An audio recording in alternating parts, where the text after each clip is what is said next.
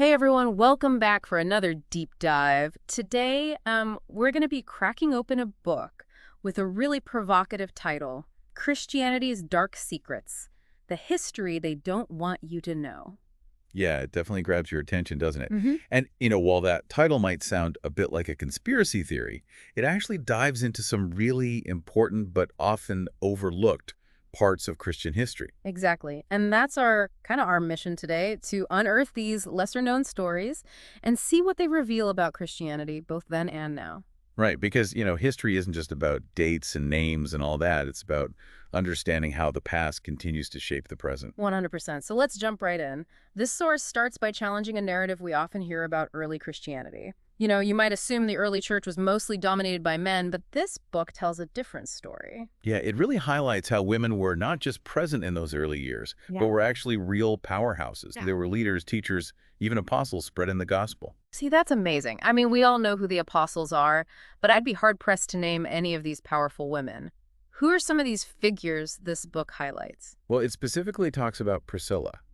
Now, you might have heard her name before, but what's fascinating is that she's often mentioned alongside her husband, Aquila. But this source points out how, in the Bible, she's sometimes even listed before him. So it's suggesting that her leadership wasn't just accepted, it was prominent. Wow, that completely changes how I see those familiar stories. It makes you wonder what else has been overlooked or even deliberately downplayed over the centuries. And that's a crucial point. This source isn't just giving us a history lesson here.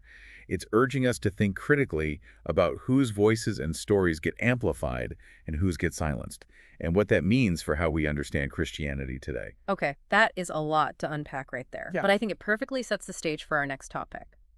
This theme of overlooked contributions continues as we explore Christianity's engagement with social justice. Something I think people often associate more with modern times. Right. And it's easy to forget that social justice isn't a new concept. Throughout history, many Christians have been deeply involved in fighting for those who are marginalized and oppressed. And this source dives right into the thick of it, right? Absolutely. It Okay. doesn't shy away from those messy, complicated moments. It highlights how, even back in the Roman Empire, Christians were known for caring for the sick and poor, often those rejected by mainstream society. You often hear critiques of Christianity as being, focused on the afterlife, on personal salvation, but this really challenges that notion, wouldn't you say? I completely agree. That's It paints a picture of a faith that was deeply intertwined with the real world, with actively working to alleviate suffering and challenge injustice. Which makes it all the more tragic when we look at some of the darker chapters in Christian history, like the Crusades. Yes, this source doesn't hold back. It confronts the violence of the Crusades head on. And what's really striking is how it pushes back against that traditional narrative of these campaigns being some, heroic quest to reclaim the Holy Land. Right, and this book doesn't mince words. It calls out the brutality, the forced conversions, even the massacres that were carried out in the name of Christianity. Exactly. And it reminds us that good intentions, if we can even call them that, don't erase the harm that was done.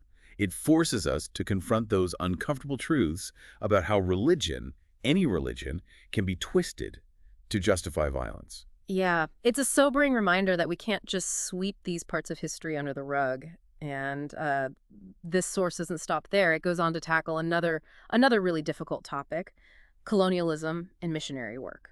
And again, it challenges that often romanticized narrative we've inherited. The idea of missionaries bravely venturing into uncharted territories to spread the gospel. Right. But this book argues that that story is often told from only one perspective. Exactly. It brings in those other voices, those who are on the receiving end of these missions. And it reveals how, in many cases, the spread of Christianity went hand in hand with colonialism, the exploitation and oppression of indigenous people. It's almost like that old saying, history is written by the victors. But this source is trying to balance the scales a little bit to show the human cost of those so-called victories. Yes, and that's why it's so important to hear these different perspectives, because it wasn't just about converting people to Christianity. It was often about controlling them, assimilating them into a culture that wasn't their own. It's heartbreaking to think about the loss of language, of traditions, of entire ways of life. And this source really drives home the point that these weren't just isolated incidents. They were part of a larger pattern that has had a lasting impact on the world. And that impact is still felt today. We see it in the ongoing struggles for indigenous rights, for cultural preservation, for healing from the wounds of the past. Yeah. It's a lot to take in, and this book covers so much ground. We've moved from the early church all the way to colonialism. But one constant theme seems to be this idea of power. Who has it, who abuses it, and who gets written out of the story. That's a really insightful observation, and it's something this source really wants us to grapple with. It goes on to talk of the Inquisition, a period in history that I think most of us would rather forget. Yeah, talk about a dark chapter. The torture, the executions, all in the name of defending the true faith. It seems like the ultimate example of power being used to silence dissent. Absolutely. And this source doesn't let us off the hook. It challenges us to ask ourselves how such atrocities could have been carried out in the name of religion. How did fear and intolerance become so deeply entrenched? It's a question that still haunts us today, don't you think? We see it in the rise of religious extremism, in the persecution of minority groups, in the ways that fear and dogma are still being used to divide us. You're right, it's not just a relic of the past. It's a cautionary tale about the dangers of unchecked power and the importance of critical thinking even, perhaps especially, when it comes to matters of faith. Because blind faith can be a dangerous thing, and this source doesn't shy away from those uncomfortable truths. Not at all. In fact, it goes on to explore another period, often fraught with conflict, the Protestant Reformation. Which, on the surface, you might think was a good thing, a push for reform, for a return to the Bible. But as this source points out, it wasn't that simple. Definitely not. It led to centuries of religious wars, persecution, and division within Christianity itself.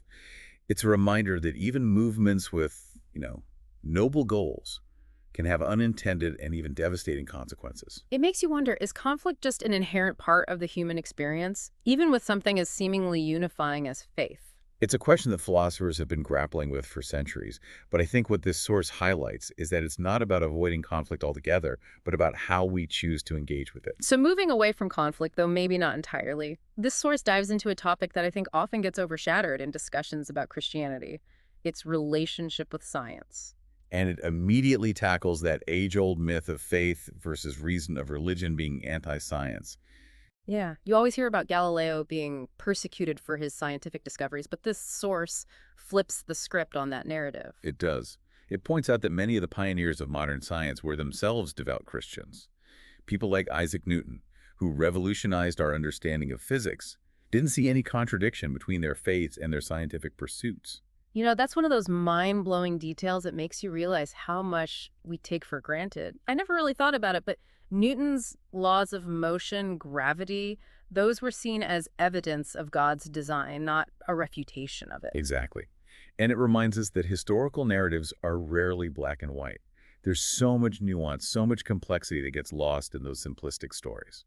So as we're kind of approaching the end of our deep dive into this source, I'm curious, of all the dark secrets this book uncovers, what do you think is the most important for people to understand today? That's a tough one. But if I had to choose, I think it's the often overlooked rise and influence of global Christianity. The source reminds us that for far too long, the narrative of Christianity has been dominated by the West, by Europe and North America. It's almost like we've created this box, labeled Christianity, and we try to cram everything into it, even if it doesn't quite fit. That's a great way to put it. And this source, it blows that box wide open. It takes us beyond those familiar Western narratives and introduces us to the incredible diversity of Christianity around the world. It's like you think you have a grasp on something, and then you realize you've only been looking at a tiny piece of the puzzle.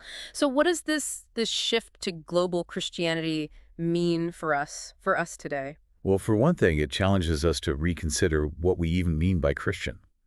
It's not a monolithic entity with a single set of beliefs or practices, right? It's a vibrant, evolving faith. It's shaped by the experiences and perspectives of people from every corner of the globe. So it's less about fitting into a specific mold and more about understanding the richness and diversity within that broader tradition. And it makes you wonder, what can we learn from these different expressions of Christianity? That's the exciting part. Each of these global communities brings its unique perspectives, its own traditions and interpretations. It's like a giant tapestry, with each thread adding to the richness and complexity of the whole. Yeah. It's a reminder that there's always more to learn, more to explore. We don't have all the answers, and that's okay.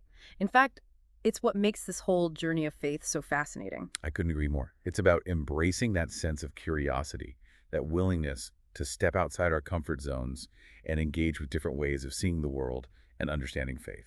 And on that note, as we wrap up this deep dive, is there one thing you hope our listeners will take away from this conversation? What's that one nugget of wisdom you want them to carry with them?